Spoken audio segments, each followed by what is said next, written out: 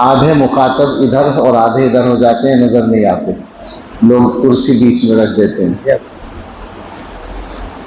اور اگر بلا تمہید بات شروع کرنے کی اجازت ہو تو اسی سے جوڑ کر ایک بات کہوں کہ ہم لوگوں کو اسٹیجوں کی عادت ہے، معاف کیجیے گا، میں جو دل کی بات ہے وہ کہہ رہا ہوں۔ اسٹیج بنتے ہیں ہمارے اور ہم سب کے سب اسٹیج پر بیٹھنا پسند کرتے ہیں، بٹھایا جاتا ہے، چلیے کہہ لیجیے اپنی عزت رکھنے کے لیے، لیکن جو بولنے والا ہے اس کی بات کو اصل تو علماء ہی سمجھتے ہیں، وہ سب پیچھے بیٹھے ہوتے ہیں۔ تو میں عام طور سے یہ کوشش کرتا ہوں کہ اگر بات کرنی ہے اور موقع ہے تو میں پیچھے چلا جاؤں تاکہ علماء سامنے ہو جائیں۔ مجھے تو آج کل کا یہ طریقہ اچھا لگتا ہے جو نئے دور میں چل رہا ہے کہ کسی بھی پروگرام میں سب لوگوں کے لیے کرسیاں ہوتی ہیں سامنے، بولنے والا صرف اسٹیج پر آتا ہے، بالکل صحیح طریقہ ہے، ورنہ اسی میں پریشان رہتے ہیں لوگ کہ کون آگے بیٹھے کون پیچھے بیٹھے۔ اگر یاد آ گیا تو میں اس کو دوبارہ بیان کروں گا اس موضوع کو۔ باہر جو لوگ ہیں اگر تشریف لانا ہے تو بیٹھ جائیں، اور کوئی کسی کام سے جانا ہے تو وہ زحمت فرما لیں، یہاں کھڑے ہو کر بات نہ کریں، میری گزارش ہے، گستاخی معاف۔ اصل میں بات یہ ہے، اللہ تعالیٰ کا شکر ادا کرتا ہوں کہ آپ سب سے ملاقات ہو رہی ہے، اور خاص طور سے آج تو ایک طرح سے کہوں کہ دل کی کلی کھل گئی، ایک ساتھی مل گئے ہیں 40 برس کے بعد، بیٹھے ہیں مولانا ایوب صاحب۔ ہم لوگ گنگوں میں دور حدیث میں 1407 میں فارغ ہوئے تھے اور 1447 چل رہا ہے، تو اب کے شعبان میں 40 برس ہو جائیں گے۔ اب ملاقات ہوئی ہے ان سے، اب یہ ان سے لڑائی بھی لڑنی پڑے گی تھوڑی سی کہ اتنے دنوں میں کیوں ملے ہیں۔ میں تو اس علاقے میں آ کر کئی بار پوچھ چکا ان کو، ایک دوسرے مولانا ایوب صاحب ہیں وہ بھی ہمارے ساتھی ہیں، ان سے تو ہو گئی کئی بار۔ اب میں کہتا تھا وہ والے کہاں ہیں جن کو میں پوچھ رہا ہوں، وہ والے نہیں ملتے ہیں، وہ آج ملے ہیں ماشاءاللہ۔ علماء سے اگر بات کرنے کا موقع ملے تو حقیقت میں بات ہی وہ ہے، اور علماء سے بات کرنے کا ایک مفہوم یہ ہوتا ہے کہ گویا ہم اپنا سبق سنا رہے ہیں تو اور آسانی ہو جاتی ہے۔ ظاہر ہے یہ اطمینان ہوتا ہے کہ کوئی غلطی ہوگی تو ٹوکنے کے لیے بھی بیٹھے ہیں بزرگان دین سامنے، تو اطمینان رہتا ہے۔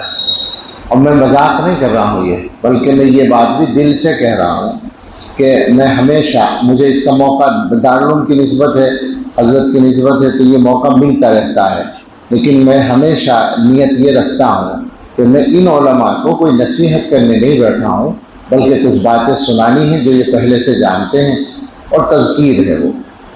اور ظاہر ہے یہی ہوتا ہے اصلاً جس کو قرآن میں تذکیر کہا بھی گیا ہے، یعنی یاد دہانی، اور اسی کو نافع بھی کہا گیا ہے کہ اس سے ایمان والوں کو فائدہ ہوتا ہے۔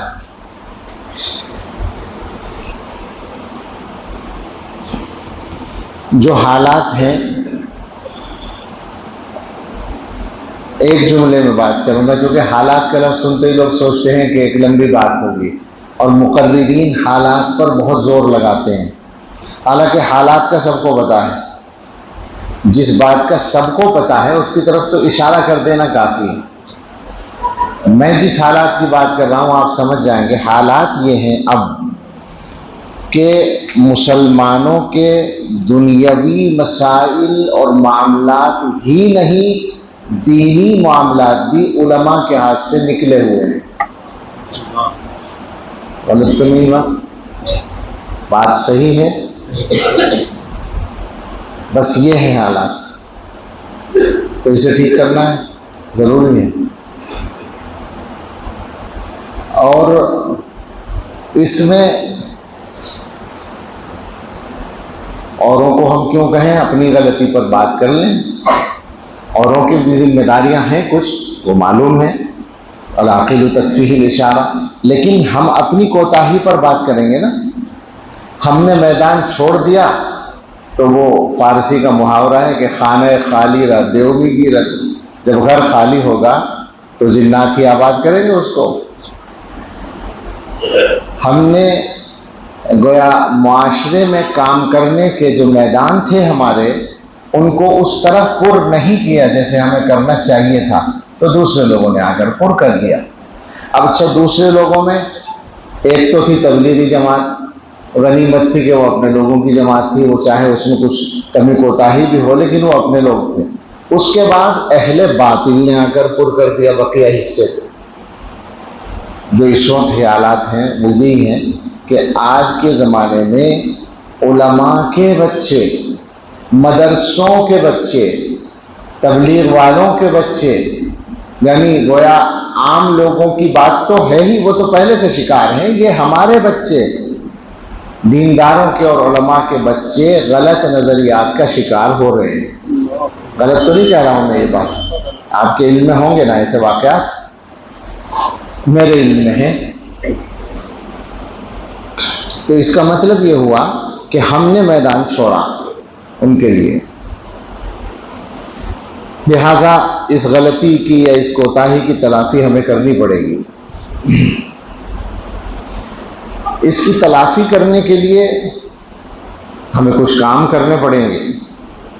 میں کہا کرتا ہوں جب علماء سے بات ہوتی ہے، اکثر یہ کہنے لگا ہوں کہ بہت سارے کام ہیں جو ہمارے کرنے کے ہیں مگر ہم نہیں کر پاتے، اس لیے کہ ہم بہت سارے ایسے کام کرنے لگے ہیں جو نہیں کرنے کے ہیں، تو ان میں سارا وقت لگ جاتا ہے۔ مثلا ہم ایک دوسرے کے خلاف کام کرتے ہیں، اس میں وقت لگتا ہے، تو پھر صحیح کام کرنے کا وقت کہاں سے ملے گا؟ غیبتیں کرتے ہیں، اس میں وقت لگتا ہے، اچھا خاصا لگتا ہے، مزہ آتا ہے نا اس میں۔ تو ایمانداری سے سوچیں، کیا ایک ایک گھنٹہ، دو دو گھنٹہ نہیں لگ جاتا ہمارا کسی کے بارے میں بات کرنے میں؟ کیا حق ہے ہمیں، معاف کیجئے گا میں تکلیف سے بول رہا ہوں، کیا حق ہے ہمیں اپنے وقت کو اس طرح خراب کرنے کا؟ اسی کام کے لیے علم دیا ہے ہمیں۔ ذرا ذرا سی باتوں پر لوگوں کے آپس کے معاملات میں پڑے رہیں، بس اسی کام کے لیے اللہ نے علم دیا ہے؟ نہیں، یہ ناقدری، یہ وقت کا غلط استعمال ہے، یہ صلاحیت کا غلط استعمال ہے۔ اگر کوئی آدمی غلط ہے تو اس کے بارے میں آپ کی ذمہ داری غیبت کرنے کی نہیں ہے، اصلاح کرنے کی ہے۔ اصلاح غیبت سے نہیں ہوتی، اصلاح تو امر بالمعروف اور نہی عن المنکر سے ہوتی۔ اسی پر اگر ہم بات کر لیں ذرا سی کہ امر بالمعروف اور نہی عن المنکر جو اس امت کا بالکل عمومی فریضہ ہے، ہم لوگ اس کو کتنا انجام دیتے ہیں؟ قرآن و حدیث میں امر بالمعروف اور نہی عن المنکر کے بارے میں جو تاکیدات ہیں وہ آپ کے سامنے ہیں۔ کتنی سخت باتیں کہی گئی ہیں اس سلسلے میں کہ جو لوگ یہ کام نہیں کرتے، بنی اسرائیل میں لعنت ہوئی ہے ان کے اوپر، اور ہمارے یہاں حدیث میں باقاعدہ ہے کہ تم چھوڑ دو گے تو تمہاری دعائیں قبول ہونا بند ہو جائیں گی۔ یہ روایت تو موجود ہے نا، لَتَأْمُرُنَّ بِالْمَعْرُوفِ وَلَتَنْهَوُنَّ عَنِ الْمُنكَرِ أَوْ لَيُوشِكَنَّ اللَّهُ أَن يَبْعَثَ عَلَيْكُمْ عَذَابًا مِّنْ عِندِهِ ثُمَّ لَتَدْعُنَّهُ فَلَا يَسْتَجِيبُ لَكُمْ۔ قبول نہیں ہوگی دعائیں۔ اتنی تاکید ہے، ہم کیا کرتے ہیں؟ یہ کام نہیں کرتے، جو کرنے کا کام نہیں ہے وہ کرتے ہیں۔ حالانکہ غیبت کا معاملہ تو ایسا ہے، آپ علماء ہیں، آپ نے پڑھا ہوگا، آپ میں بہت سے لوگوں نے پڑھا ہوگا کہ حضرت تھانوی رحمۃ اللہ علیہ نے بیان القرآن میں وَلَا يَغْتَبْ بَعْضُكُمْ بَعْضًا کی تفسیر میں قسمیں لکھی ہیں غیبت کی، کون سی غیبت حرام ہے، کون سی جائز ہے۔ اس میں لکھا ہے کہ کافر حربی کی غیبت فی نفسہ ہی جائز ہے۔ جو کافر ہے، ہمارے دار کا بھی رہنے والا نہیں ہے، دار الاسلام کا رہنے والا نہیں ہے، یعنی گویا ہمارا اس سے کوئی معاہدہ بھی نہیں ہے اور مذہب بھی الگ ہے، وہ کافر حربی۔ مثلا آپ امریکہ کے صدر کی بات کر لیں، اسرائیل والوں کی بات کر لیں، ایسے کافر کی غیبت کرنا فی نفسہ ہی جائز ہے، مگر تضییع وقت کی وجہ سے مکروہ ہے۔ وقت ضائع ہوتا ہے اس لیے مکروہ ہے۔ کیا فائدہ ہوتا ہے؟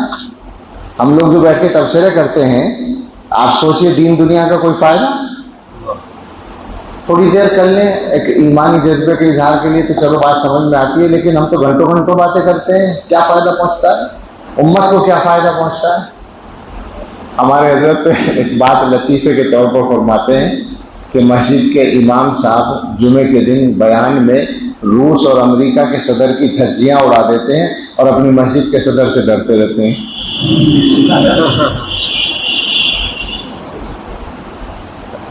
بات صحیح ہے۔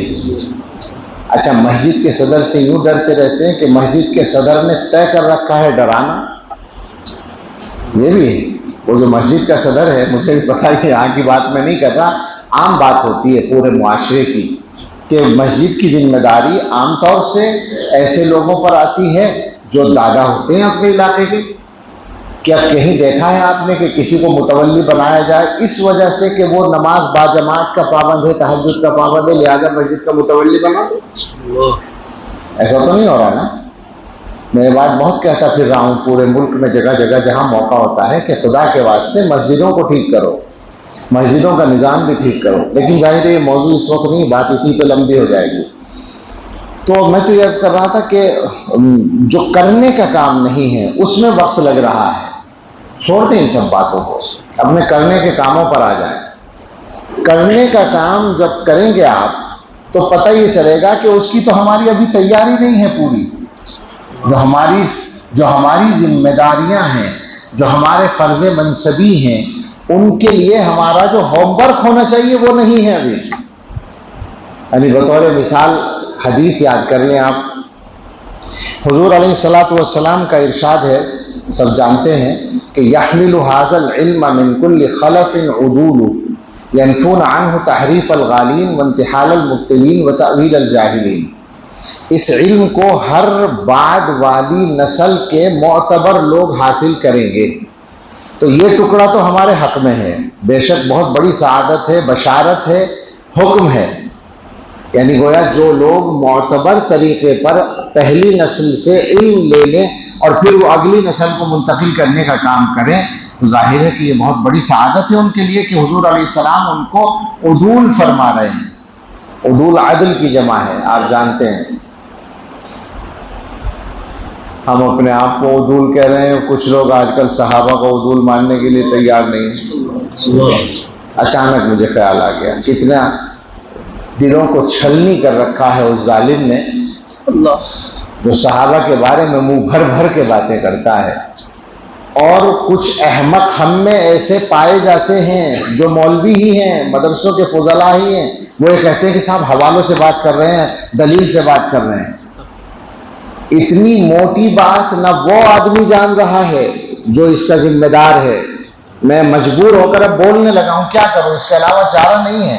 جو میرا ہم نام ہے وہ بیٹھ کر جو باتیں کر رہا ہے، نہ اس کو سمجھ ہے اور نہ اس کے ماننے والوں کو سمجھ ہے کہ حضرات صحابہ کے بارے میں اگر کوئی بات بالفرض صحیح حدیث سے بھی ثابت ہو جائے کہ صحابی سے غلطی ہوئی تو اس کا بھی بیان کرنا تو جائز نہیں ہے۔ بات ہی ختم ہو گئی نا۔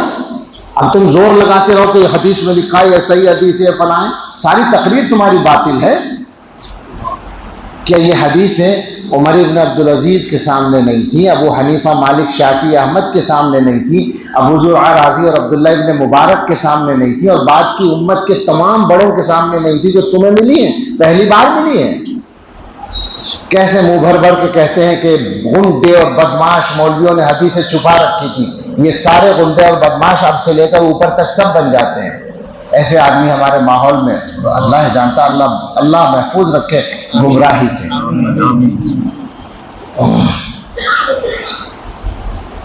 تو ظاہر موضوع ایسا ہے کہ جب بھی یاد آ جائے تو تکلیف ہوتی ہے۔ میں نے تو اس پچھلے مہینے اداریہ لکھا، مانا مدارلوم کا اسی پر لکھا ہے، اور گزارش یہی کی ہے کہ یہ بات اچھی طرح سمجھ لیں کہ حضرات صحابہ کے بارے میں امت کے پہلے دن سے یہ طے کر لیا گیا، یعنی دور صحابہ کا آخر ہے، عمر ابن عبدالعزیز سے شروع ہو رہی ہے بات، ان کا ارشاد پوچھ لو، پڑھ لو کتابوں میں کیا ہے۔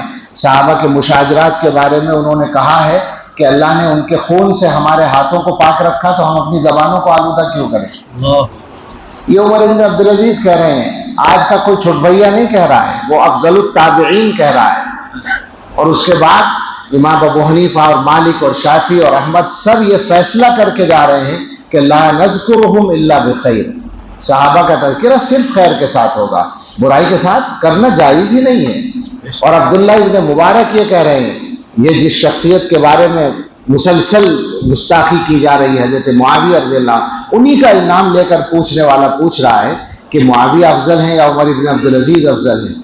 عمر بن عبدالعزیز وہ ہیں جن کے بارے میں ساری امت متفق ہے کہ وہ اچھا آدمی ہے، صحابی ہونے کی کمی ہے اور کوئی کمی نہیں ہے، یعنی وہ حضور کی زیارت نہیں کی ہے بس یہ کمی ہے، ورنہ بالکل صحابہ کا نمونہ ہے۔ اور حضرت معاویہ پر لوگوں کی کیچڑ اچھالی ہوئی ہے، تو اس لیے پوچھ لیا کہ صاحب وہ افضل ہیں یا حضرت معاویہ افضل ہیں۔ تو آپ سوچیں ذرا، عبداللہ ابن مبارک، اور وہ معمولی شخصیت نہیں ہے، دوسری صدی کے کبار علماء میں سے ہیں، امام ابو حنیفہ کے شاگرد ہیں اور امت کے اکابر میں سے ہیں۔ انہوں نے کہا کہ معاویہ رضی اللہ عنہ نے حضور علیہ السلام کے ساتھ جہاد میں جو حصہ لیا اور اس میں جو ان کے گھوڑے کے بدن پر گرد لگی، مٹی لگی، وہ مٹی عمر بن عبدالعزیز سے افضل ہے۔ کیا مطلب ہے اس کا؟ مطلب یہ ہے کہ سوال کا سلسلہ بند کرنا ہے، صحابہ کے بارے میں بات ہی نہیں کرنی ہے، چونکہ دین کی حفاظت کا مسئلہ ہے۔ یہ بات ہمیشہ اچھی طرح سمجھ کے چلنی چاہیے کہ شیعیت جو پیدا کی گئی تھی، شیعیت کو جو کھڑا کیا گیا تھا، اسلام کو کنڈم کرنے کے لیے کیا گیا تھا، لیکن اب اسلام کو یوں ہی کنڈم کرنا تو آسان نہیں تھا، تو اس کے لیے راستہ نکالا گیا تھا کہ صحابہ کو کنڈم کیا جائے۔ سارا دین نقل کرنے والے صحابہ ہیں، جب یہ کنڈم ہو جائیں گے دین کنڈم ہو جائے گا، یہ تھا قصہ۔ تو یہ بات پہلی ہی صدی کے علماء سمجھ رہے ہیں، تابعین سمجھ رہے ہیں، تبع تابعین سمجھ رہے ہیں، ائمہ مجتہدین سمجھ رہے ہیں کہ یہ سازش ہے، لہٰذا وہ پہلے ہی بند باندھ رہے ہیں کہ نہیں، صحابہ کے بارے میں کوئی بات نہیں، صحابہ کے بارے میں کوئی ذکر برائی کا نہیں ہوگا، یہ طے ہے بالکل، دین کی حفاظت اسی میں ہوگی۔ اللہ تعالیٰ سبھی کو ہدایت دے۔ واپس جاتا ہوں، میں کہہ رہا تھا کہ حدیث میں کہا گیا کہ ہر نسل کے عدول، عادل لوگ، معتبر، اس کا میں ترجمہ کیا کرتا ہوں معتبر لوگ علم حاصل کریں گے، اس کے بعد کیا کریں گے وہ علم حاصل کر کے؟ ینفون عنہ تحریف الغالین وانتحال المبتلین وتأویل الجاہلین، دین سے غلو کرنے والوں کی تحریفات کو دور کریں گے۔ غلو میں تحریف ہوتی ہے، ہمیشہ دین بدلتا ہے، بگڑتا ہے، اور غلو کا مطلب آپ سمجھتے ہوں گے کہ شریعت میں جس چیز کا جو درجہ ہے اس درجے سے اسے ہٹایا جائے، خاص طور سے اوپر پہنچا دیا جائے، تو یہ غلو کہلاتا ہے، اس کو دور کریں گے۔ اور اہل باطل کی طرف سے دین میں غلط باتوں کا جو انتساب کیا جائے گا اس کی نفی کریں گے، اور بے علم لوگ جو دین کی تشریح، تعویل کا مطلب تفسیر و تشریح، اس میں غلطی کریں گے، اس کو رد کریں گے، یہ علماء۔ میں معاف کیجیے گا، میں پوچھتا ہوں علماء سے کہ کیا ان کاموں کی ہمارے پاس تیاری ہے جو حضور نے ڈیوٹی مقرر کی ہے؟ اس کی تیاری میں دو کام ہیں، دو چیزیں چاہیے، آپ غور کر لیں کہ وہ کتنی ہیں ہمارے پاس۔ پہلے دو چیزیں ہیں، ایک علمی پہلو ہے اور ایک عملی ہے۔ علمی پر بات پہلے کرتے ہیں۔ علمی پہلو یہ ہے کہ اگر کوئی باطل پرست کسی نظریے پر آ کر بات کرے تو کیا عام طور پر ہمارے علماء اس پر گفتگو کے لیے تیار ہیں؟ سوچئے نا۔ اچھا، جو چیزیں مختلف فی ہیں ان کی بات تو چھوڑ دیں، جو متفق علیہ طور پر باطل ہیں، مثلا قادیانی آ جائے کوئی ختم نبوت کے موضوع پر، تو کیا عمومی طور پر علماء اس کے لیے تیار ہیں؟ یا اسی طرح کی جو تحریکات کافر بنانے والی ہیں ان کا کوئی نمائندہ آ جائے تو کیا اس پر گفتگو کے لیے ہم تیار ہیں؟ اور اس کے بعد اہل سنت کے منہج سے، یعنی مسلمان ہوتے ہوئے اہل سنت کے منہج سے جو ہٹے ہوئے لوگ ہیں وہ آ جائیں گفتگو کرنے کے لیے، تو کیا ہماری کتنی تیاری ہے اس کے لیے؟ ہم میں سے خال لوگوں کی تیاری ہے، مگر فتنہ لے کر آنے والے اتنے کم نہیں ہیں، زیادہ ہیں۔ ہر جگہ کے علماء کو تیاری کرنی ہوگی، اور تیاری کرنے کا مطلب ہے کہ پڑھنا پڑے گا، مگر اس میں لگتی ہے محنت زیادہ۔ ہم لوگوں کو محنت کرنے کی عادت نہیں ہے. مجھے ان کی محنت یاد ہے، دورے کے سال میں جو انہوں نے محنت کی.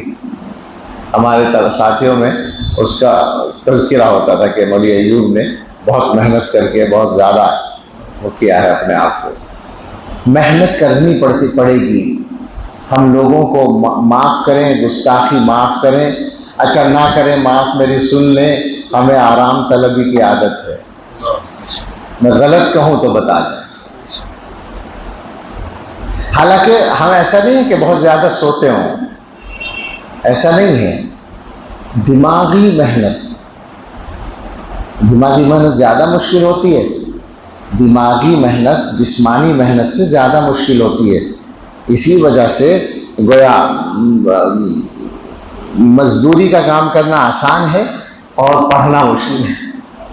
مزدوری کرنا آسان ہے اور علمی کام کرنا مشکل ہے. ہم لوگوں کو یہ عادت کم ہے. میں بہت زمانے سے یہ بات کہتا آ رہا ہوں کہ ہمارا مطالعہ روزانہ بڑھنا چاہیے.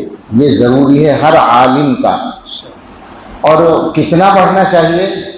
تو صحیح بات یہ ہے کہ جب گڑھا بہت بڑا ہے تو بھرنے کے لیے پانی بھی زیادہ چاہیے. تو میری گزارش تو یہ جو اصل میری چلی آ رہی ہے سالوں سے، میں چاہتا ہوں اس سے ہٹوں نہیں، اس بات سے کہ کم سے کم 100 صفحے روزانہ مطالعہ نیا ہونا چاہیے. اور یہ مشکل نہیں ہے اگر آپ کرنا شروع کر دیں. پہلے دن آپ 100 صفحے پڑھیں گے تو 2 گھنٹے بھی لگ سکتے ہیں، 3 گھنٹے بھی لگ سکتے ہیں، زیادہ بھی لگ سکتے ہیں. لیکن جب مسلسل پڑھتے رہیں گے تو 1-1.5 گھنٹے کا کام ہے، اس سے زیادہ کا نہیں. چاہے کسی بھی کتاب کو پڑھ لیں. 100 صفحے اگر آپ روزانہ پڑھنے کا ارادہ کر لیں تو آپ جانتے ہیں کیا ہوگا. ایک سال میں 36,000 صفحات بنیں گے.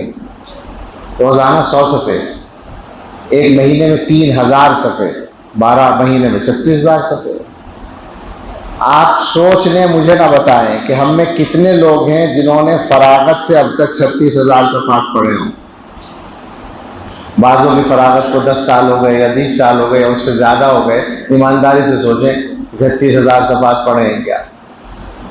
تو کیا وہ بیچارہ وہ جو نصاب پڑھا تھا 8 سال کا بچپن میں، وہ ساری عمر کے لیے کافی ہو گیا تھا کیا؟ عجیب بات ہے. اس کے بعد کچھ پڑھنا نہیں پڑے گا. دیکھیے کام چلانے کے لیے تو کافی تھا، وہ کام چل جائے گا تو کام تو چل رہا ہے، لیکن مسئلہ کام چلانے کا نہیں، مسئلہ کام کو ٹھیک کرنے کا ہے. علم چاہیے جناب، محنت کیجئے. میری بات آپ کو اگر بری لگے تو بھی ٹھیک ہے، اچھی لگے تو بھی ٹھیک ہے، مگر عمل کر لیجئے خدا کے واسطے. پڑھنا شروع کر دیں، روزانہ پڑھیے. اور پھر آپ دیکھیے زندگی میں انقلاب، مسائل کا حل اور مسائل میں آپ کی رائے. ابھی تو ہم لوگ رائے دیتے ہیں نا، تو بس ہم مولوی ہمیں پتہ ہے کٹ حجتی ہوتی ہے اور کچھ بھی نہیں ہوتا.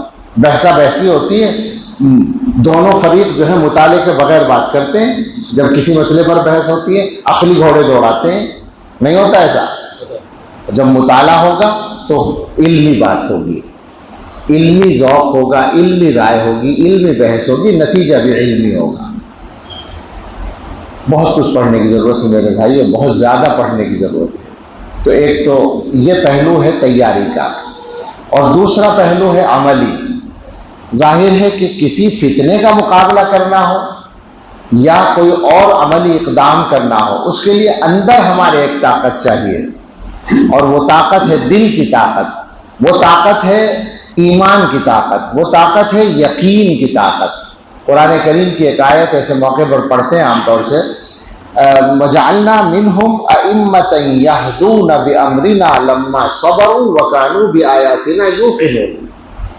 ہم نے بنی اسرائیل میں سے کچھ لوگوں کو مقتدی بنایا جب انہوں نے صبر کیا اور وہ ہماری آیتوں پر یقین رکھتے تھے. علماء یہ کہتے ہیں کہ مقتدی کے لیے 2 باتیں شرط ہیں، 2 صفات لازم ہیں. ایک صبر ہونا چاہیے مزاج میں، اور ایک یقین چاہیے. صبر اور یقین دونوں کو منطبق کر لیں. صبر کا مطلب ہے مشکلات آئیں تو ان کا مقابلہ کرنے کی طاقت و ہمت ہو اور حوصلہ ہو. وہ ہم میں سے اکثر لوگوں میں نہیں ہے. اور آیات پر یقین ہو، اللہ کے وعدوں پر، اللہ کی وعیدوں پر یقین ہو، یعنی دنیا کا کوئی لالچ دل میں نہ ہو اور اس کے کا مقابلہ کرنے کی ہمت ہو۔ ایمانداری سے سوچئے، کیا آج کی صورتحال یہ نہیں ہے؟ میں کبھی کبھی ڈرتا ہوں کہ لوگ کہیں گے کہ اتنی سی حیثیت کا آدمی ہے اور باتیں اتنی بڑی بڑی کرتا ہے، مگر مشکل یہ ہے کہ جب کوئی نہیں کرتا یا اکثر نہیں کرتے تو کرنی پڑتی ہیں، اس لیے کہ کرے بغیر چارہ نہیں ہے۔